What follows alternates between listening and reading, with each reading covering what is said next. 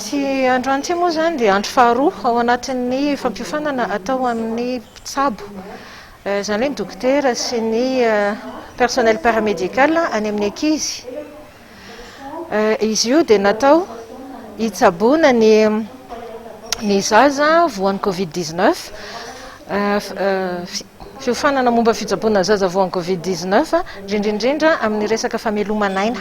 Ny tanjona ao anatiny dia mba ahafahana rehetra mahazo fiofanana, manana traikefa raha sendra misy zaza tena hoe tratran'ny fahasarotana eo amin'ity aretina Covid-19 ity. Ny mpisitraka dia ny dokotera ary ny personnel paramédical izay any amin'ny service ny ankizy, service de pédiatrie.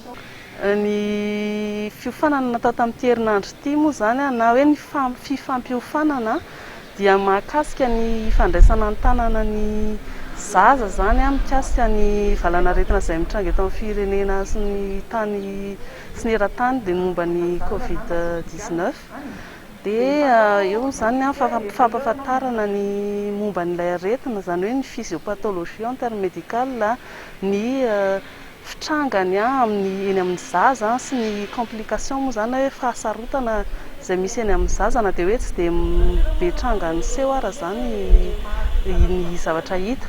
Dia manaraka izany ihany koa dia nisy ny pratika izay fampisehoana amin'ny resaka famelomanaina misy eny amin'ny ankizy, izany hoe ny resaka hoe ny fampiasana ny ireo appareil tahaka ny hoe respirateur, ny fitsaboana amin'ny oxygénothérapie, dia ihany koa ny teknika maro samihafa izay fampiasa amin'ny resaka famelomanaina, izany hoe ny ohatran'ny hoe ny intraosseux moa zany ny teknikany amin'izany. Fa eo ihany koa ilay zavatra hoe efa fanao amin'ny andavanandro, ny fampisehoana ny norme momba ny tokony atao zany amin'ny resaka ohatra hoe fametahana sonde amin'ny zaza, sonde nasogastrique amin'ny zaza, ny fametahana veine sy ny tena hoe ny manaraka norme ny asepsie, tena hoe fanajana ny asepsie zany.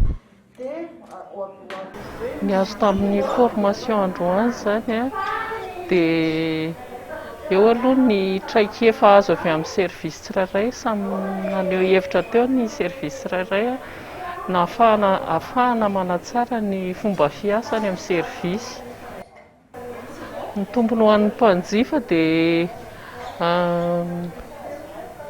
misy kokoa zany ny qualité des soins raha oharina amin'ny teo aloha, satria eo ny fitaovana vaovao, eo koa ny fomba fiasa vaovao. Raha ho anay manokana zany zao hoe eny amin'ny centre hospitalier de district dia ny tombony ho an'ny mpanjifa zany dia raha ohatra ka misy eo amin'ny ilay fitoerana misy anay ilay izy dia mba tsy lany vola ny mpanjifa, satria raha ho anay zany zao raha hoe misy fahasarotana ohatr'izay dia alefa miakatra aty amin'ny amin'ny toerana avoavokoa, plateau avoavokoa koa ny zaza, nefa ndraindray mbola ao atoerana dia miakatra be zany ny fanontaniana ho an'ireo olon'ireo. Dia raha misy eo atoerana nefa ilay izy dia misy eo atoerana zany ilay izy dia miena ny fandaniana, tsy mila hoe mivezivezy.